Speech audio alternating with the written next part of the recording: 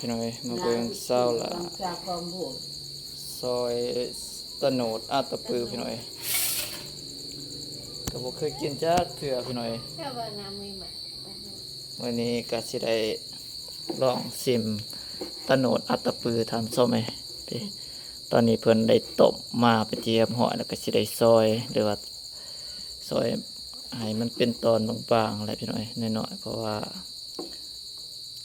ก็สิได้ต้มคืนบ่หรือว่าจะได้เอามากินเลยเพราะว่าหน่อยบาเราไต่กับบ่เคยเด้พี่น้อยบ่เคยกินจ้าเถื่อกะมื้อนี้มื้อแรกทำส้มไหมก็สิได้มาชิมครั้งแรกในชีวิตทำส้มไหมแต่น้อยจนใหญ่กะยังบ่ทันได้ชิมได้กินจักเถื่อพี่น้อยยินแต่ชาวลาวเพิ่นว่าแซ่บตะโนดนะ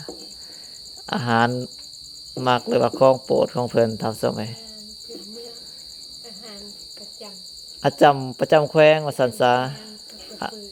อาหารประจำแขวงอัตตปือก็คือว่าตะโนดอัตตปือทำส้มไหมซีนตะโนดอัตตปือเขาเฮ็ดเขาเอาไอ้หยังเฮ็ดอันนี้แบบว่ามันเป็นไอ้สั่งอันซีนแบบกระซีนหัวซีนกล้วยกระไรแล้วว่ากกหลินมันอีกทางนะโอ้บ่อันนี้ไอ้สั่งกกลีนบ่แมนกกหลินโอ้เนาะเฮาเพราะว่าหน่วยบ่เราไต้นี่บ่เคยพี่น้องบ่เคยกินแล้วก็บ่เคยฮู้ว่าเขาเอาไอ้หยังแหน่มาเฮ็ดหั่นนะอันนี้นี่แม่นกกลีนเนาะกกลีนแล้วก็ทางนั้นนี่น่าจะแม่นเป็นตอนซีนบ่ซีนหรือว่ากระดูกมันแบบซีนติดกระดูกไอ้ช่างเนี่ยเลยแบบมันมีมันบอกคนหมันไอ้ช่างว่าซีนสดยังดีโอ้คือที่เห็นเห็นนี่เนาะเฮาเว้าโดยเฉพาะเฮาเห็นกับตานี่ก็มีกกลีนเนาะกกลีนแล้วก็ซีนอันนี้มันซีนแบบว่าที่ติดกับไอ้ซั่งซีนติดน้ำมันประมาณนั้นพี่น้อยประมาณนี้ผสมประสานกันเลยเนาะครั้งแรกพี่น้อย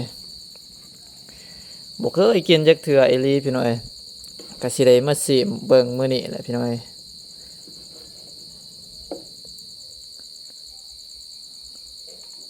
จำแจ่วเนาะคิดว่ามันเขาเฮ็ดนี่เขาเฮ็ดเป็นซีนเน่าเนาะซีนเน่าบ่คืนหนึ่งมื้อหนึ่งคืนหนึ่งนะโอ้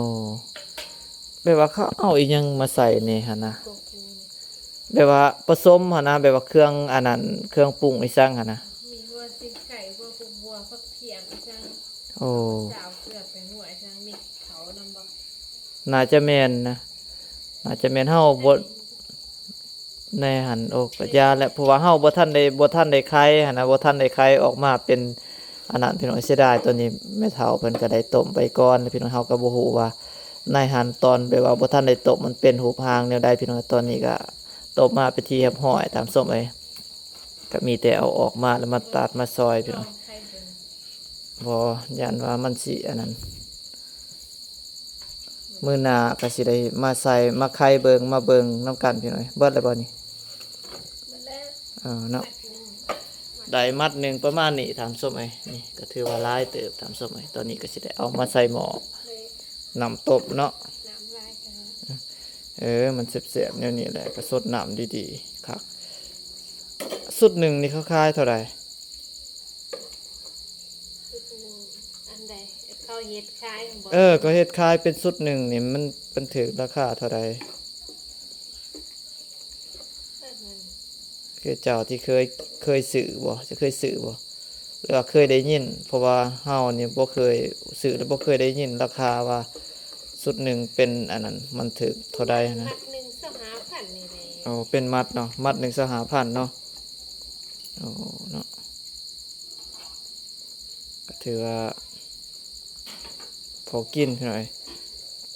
ขึ้นกับผู้มักจะได้แซ่บบ่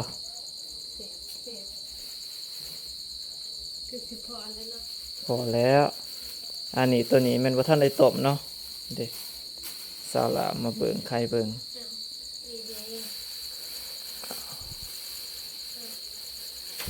เนาะ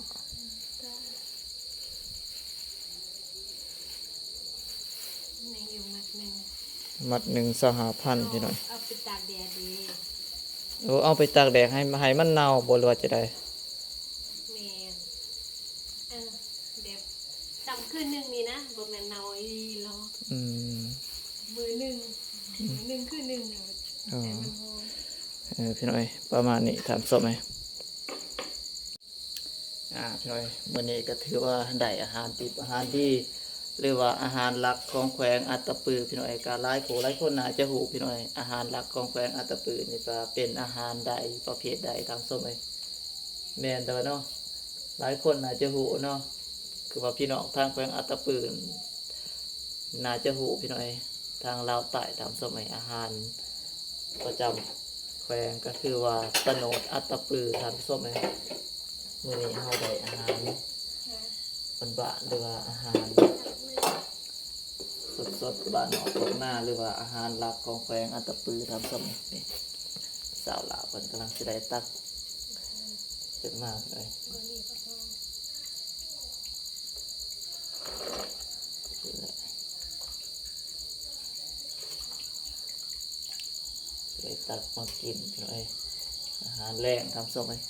ต้มตะโนดอัตตปือพี่น้อยคนคิดว่าเขาปิ่งเขาอีสังบ่แม่นเนาะเคยบอกเขาปิ่งเคยบอกแบบว่ามีบอกเขาปิ่งอีสังนะปิ่งกินอีสังมีแต่ต้มเนาะแม่นบ่มีแต่ต้มอย่างเดียวพี่น้อยตะโนดอัตตปือทำส้มไหมก็ถือว่าครั้งแรกพี่น้อยมื้อนี้จะได้ชิมเบิ่งพี่น้อยบ่เคยพี่น้อยแต่เกิดมาเฮาอยู่บ้านนอกของนาก็บ่เคยกินพี่น้อยมีแต่เขาเจ้าว่าแซ่บตะโนดท่านผู้ชมไอ้ซีนตะโนดน่าจะแม่นว่าซีนเน่าอะไรพี่น้อยเขาเอิ้นว่าซีนตะโนดชาวลาวเพิ่นว่าได้ตากแดดให้ป้าไว้ได้คืนหนึงมื้อหนึงคืนหนึงแล้วก็กินได้ท่านผู้ชมไอ้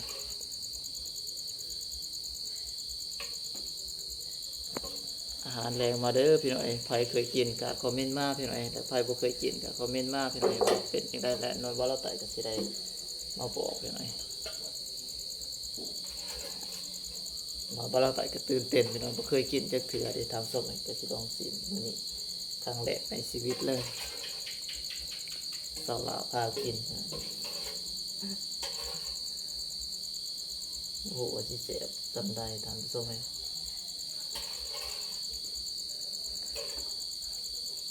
ก็ตามเบิ่งรูปร่างสีสันนี่ความหอมก็น่าจะแซ่บพี่น้อยก็บ่เน่าปานใดพี่น้อยก็สำพอดีทานส้มให้ก็คือว่าแซ่บสดดีพี่น้อยมาชิมน้ำเบิ่งคิดว่าเป็นจะได้ลองชิมไหมนัวบ่เค็มบ่ แซ่